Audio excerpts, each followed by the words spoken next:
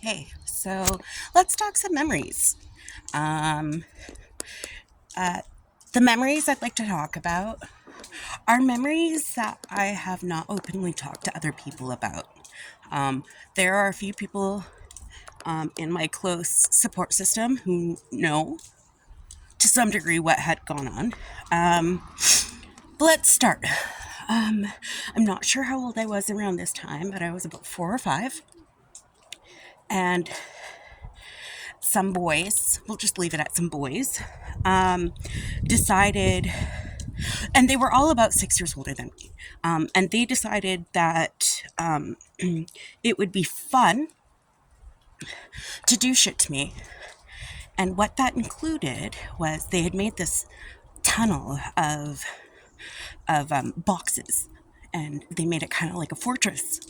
And they told me I had to go in, and I had to close my eyes and open my mouth.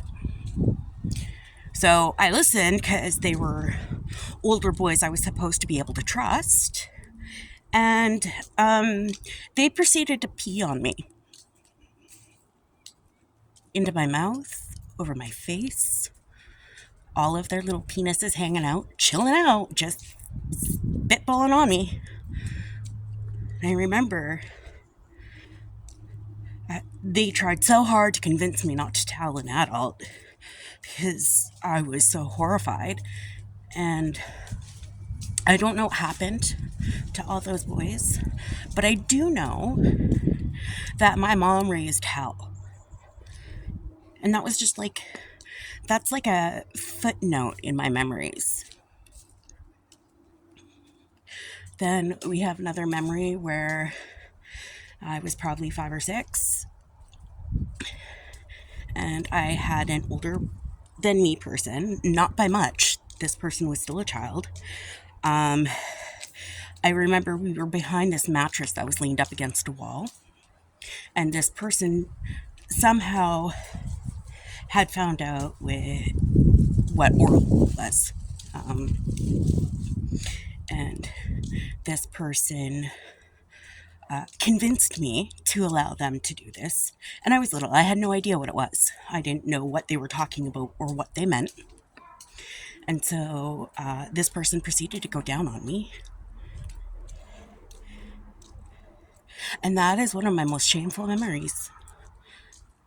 I was too little to know what it was that they wanted. And they were too little to know what it was they were doing. They did know what they were doing. Now, me and this person have never discussed this since. They're probably going to be pissed if they realize I've mentioned this, but it was a really big part of my life. That was what made me feel ashamed. How did I let this person talk me into it? I already knew that somebody touching any of my privates was wrong. I already knew that the only people who were allowed to touch me there was my mom or a doctor if they were there for medical reasons only. And not that my mom would touch me there, but like she changed my diapers and stuff. Like that was how my brain focused on it. Let's talk about the shame that comes with that. Because for years, I just thought it was my fault, all of it. And now, looking back at it as an adult, I wonder who hurt this person. Who hurt them? How did this person know what oral sex was? Makes you think, huh? Like, why? Why would you do that? So clearly, that person had been hurt. I hope whoever hurt you was caught. Memories are a tricky little thing. They come in waves.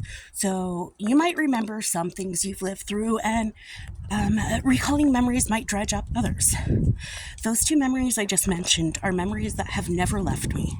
They have always left me scarred. They have always left me shameful. It's a pretty big deal when you're a child and everything about you gets sexualized and you don't understand. I didn't understand sex. I didn't understand oral sex. Didn't understand any of it. No child should ever know what those things are. That is not appropriate. It is not cool. It is not funny. If you are acting out like this, or somebody has done this to you, this is not okay. This is not all right. You need to speak to somebody. You really need to speak to somebody. This is not okay. You are not mature for your age. You are not more wise than your years. I find a lot of people who are found to be wise for their years are usually tortured souls who've suffered through traumas that inexplicably stay with them, and that curves and carves their life trajectory. And when we do this to somebody else, even if it's not intentional, we might have created a memory for somebody that will make them feel less than. And nobody should ever feel less than. And I remember another memory, and this one wasn't me per se. I was in elementary school, and it was around the same time. And this little girl was telling me how she was being molested at home. And this little girl only felt safe enough to talk to me because she knew I had been through it. So this little girl came to me and told me about this molestation. And I told them they needed to tell a teacher or an adult of something. And they were terrified. And then they got mad at me because I wanted them to tell somebody to get help. What was the point of telling me if you didn't want help? And at that point, I was through therapy and all this other shit, and I knew that it was wrong. So I went home and I told my mom. I don't know what happened with that young girl, but I do know that they left the school not long after, and they never talked to me again. But I also know my mom, and my mom wouldn't have stayed quiet. I vaguely recall her saying that the parents tried saying they didn't, but then all of a sudden that kid was pulled out of the school and all of this other stuff. So I don't know. I genuinely hope that this person got help. But that's another memory. So that's one that affects me because that was a child who came to me for help while I was still a child. Sexual assault does not have to be direct to affect you. When you are a kind person, anybody being harmed is going to affect you in a negative. I mean, it is a real drive that humans have to witness violence. And I'm not above it. I enjoy watching boxing or MMA on occasion. I find it really fun to see how far we can push our human bodies.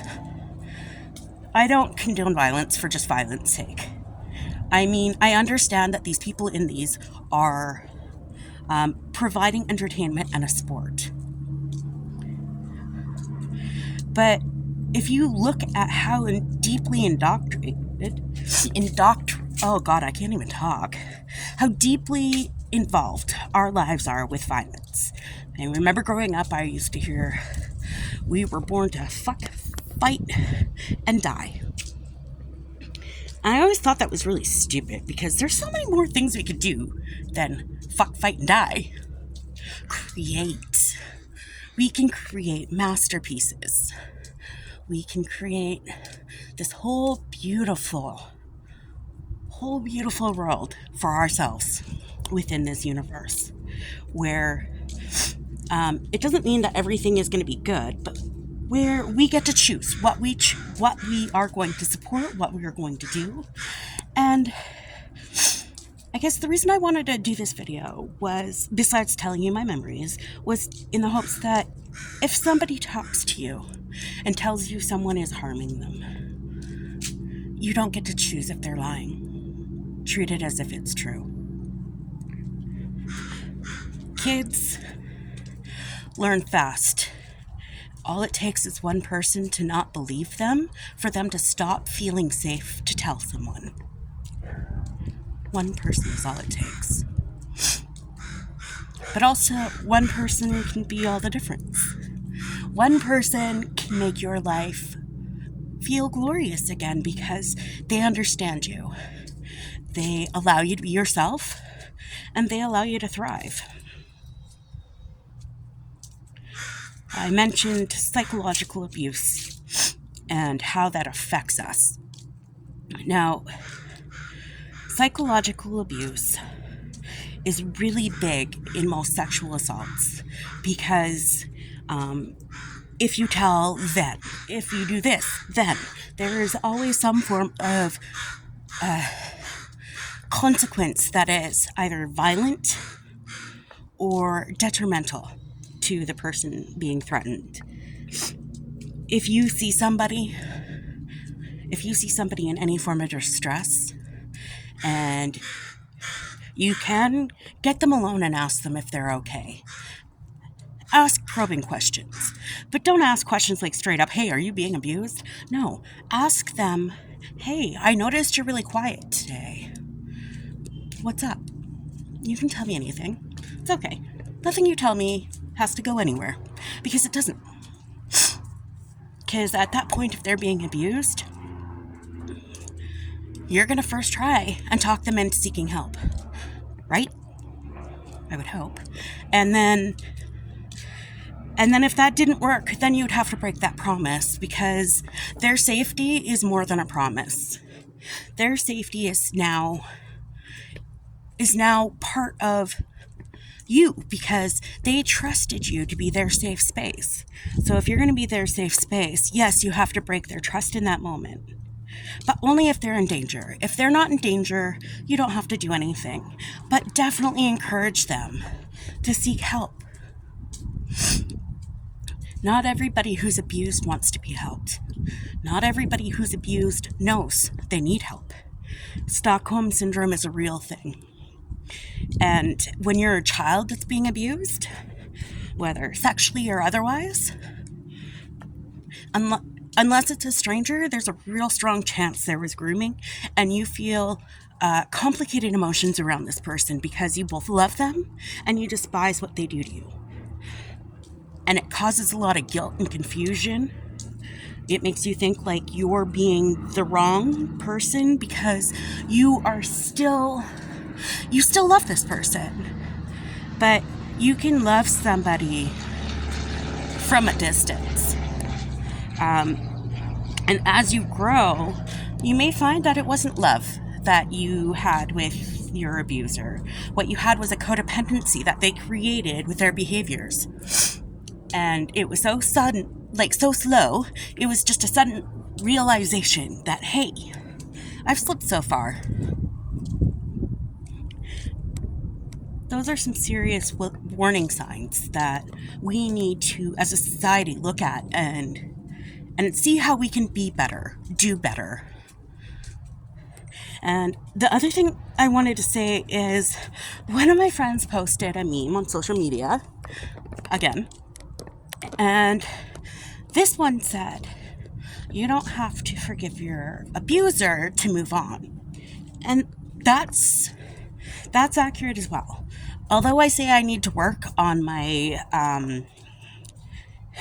forgiveness with them, it's not because I feel like I have to. It's because I would like to be able to fully let go to the point where it doesn't even affect me at all. And I know that's probably not a realistic goal, but it rings true.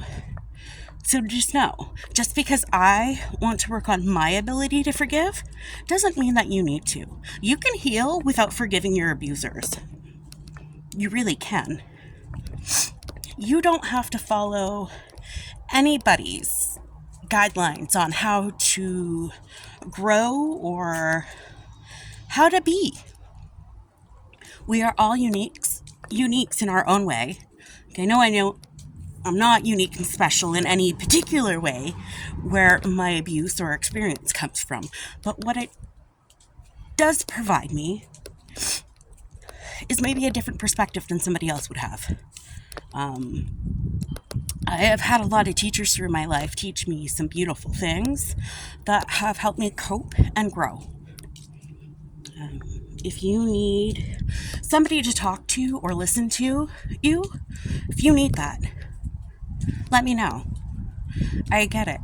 I can be a safe space. I hope you guys have a good day.